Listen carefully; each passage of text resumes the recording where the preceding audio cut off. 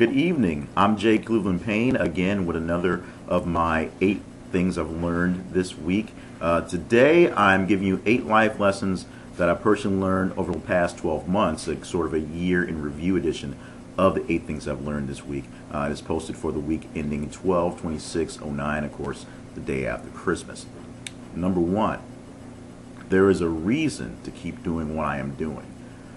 There are few things more frustrating than being stuck with busy work and doing something just because is a useless waste of time.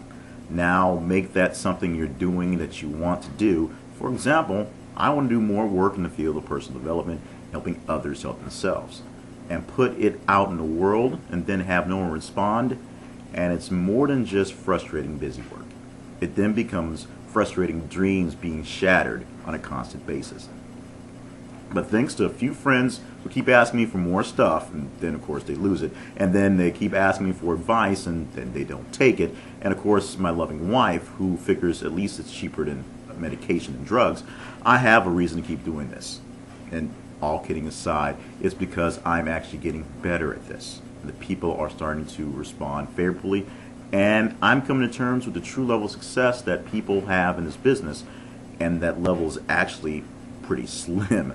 I will still have to have a sort of real job to make sure that I can eat more than just ramen noodles, although I like ramen noodles, but I can see a difference being made, and I actually enjoy the grind of trying to make it all happen.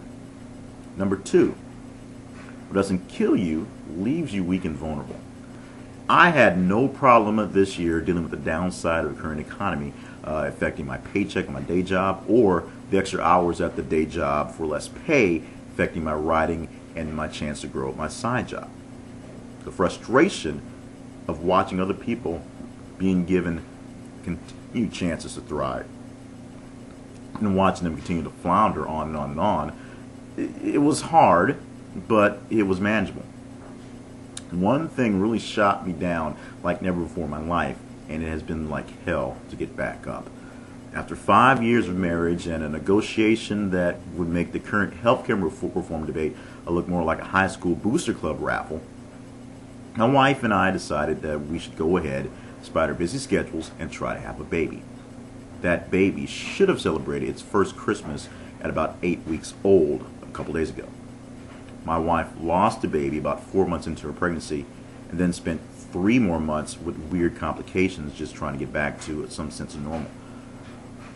Going through all that pain and not having a baby was tough on her, and it was extremely tough on me, which really surprised me. My wife is fine now, and thanks to a lot of love and support, she is thriving and back on track. I'm actually not so fine, and as New Year gets closer, have never been so ready for the past to be behind me, but having no idea where I'm going to go from here. Which leads us to number 3. Once you get past what doesn't kill you, you can then get back on track. And I won't say that dealing with my wife's miscarriage by any means made me stronger. It did have me gain an extra appreciation for my wife herself, and it's helping me becoming a better husband, even if I would have probably had the same appreciation just because we reached 5 years of marriage. But I have learned that every crisis will eventually end, and when they do end, it's up to you, in this case me, to evaluate where you are and what needs to be done to get back to some sense of accomplishment.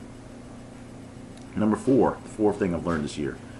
Everything is a learning experience, and you don't have to be in a classroom to get schooled regularly. Every moment is a chance to learn and grow. Sour moments are especially good teachers if you don't allow yourself to get caught up in all the bitterness of that moment. Number 5, you can't do this life thing on your own. And I've never been very good at collecting friends myself. I'm extremely shy when dealing with my personal life, and I just don't have the skill sets necessary to do the whole friend thing in a big, large scale. But I am great with working with people, and great at picking up on talents that they have, and know exactly where the end of my talents lie. And some of them are pretty short, actually. And when to call in coworkers or friends to help me. Number 6. The 6th thing I learned this year was you can restart as many times as possible. And as you've probably noticed, I was only able to get out 2 the 8 things I learned this week videos before production was, let's just say, put on hiatus. I also challenged myself in September to see how many days it would take me to walk 1,000 miles, but I wasn't able to log 100 miles in 2 months before that whole thing stalled. Yes, I am an habitual starter. I know that. But I also happen to be an habitual restarter, which has turned me into a fairly consistent, although delayed, finisher. And the finish is what really matters. I mean, really. The restarts just make the story you tell when you finally finish that much more interesting. Number 7, always be prepared. You never know what you will see when you turn one of life's corners.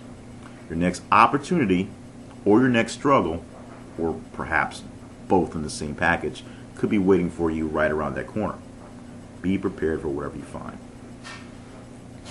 And the 8th thing I've learned this year, something I learned fairly recently from an event really recently, probably the most important thing to really remember in the grand scheme of this list. Make sure those you care about know you care. Now, this is something that, people say often, but this is coming from something that happened here locally. Early evening on Christmas Eve, a man was shot and killed in a robbery attempt. Now, our crime level here is not at a crazy level where you expect people to be gunned down in the streets every day. But to make this scenario even more bizarre, the man was a Salvation Army major. He was shot outside the Salvation Army office where his wife was inside working. His wife actually called 911 and was shot in front of his children. He was taking his children to the Salvation Army Center to see their mother and wrap things up before going home for Christmas Eve. As I record this, it is 2 days after Christmas Day, a month after Thanksgiving, and we're of course looking about 4 days ahead to a new year, and in this case a brand new decade. Do not wait until the next holiday season to make sure the ones you care about know how much you care. And please, don't let them tease you for being mushy. Make sure the message gets across. I'm Jay Cleveland Payne.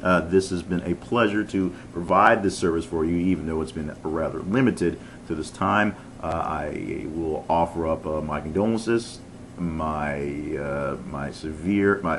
extreme pleasure in giving you these things, and hopefully you'll be checking out and telling your friends to check out the website. You already have theanswers.com. Go into the blog and these posts, and looking for some big things we have in this upcoming year. I've got a whole program to help you get your life settled, life straight. Something that I have done in bits and pieces that I've pulled together in something really great program called 2010 is the year, and ... and you can fill out what the year is for, and you can find that coming on January 1st at the website, along with more of these things, hopefully on a more steady basis, since they are what I learned each week. So thank you so much for being with me for the last 12 months, and for these posts last couple months. I appreciate all the love, all the support, all of the comments, and we'll be looking forward to a grander and greater 2010 together, and we'll see you there.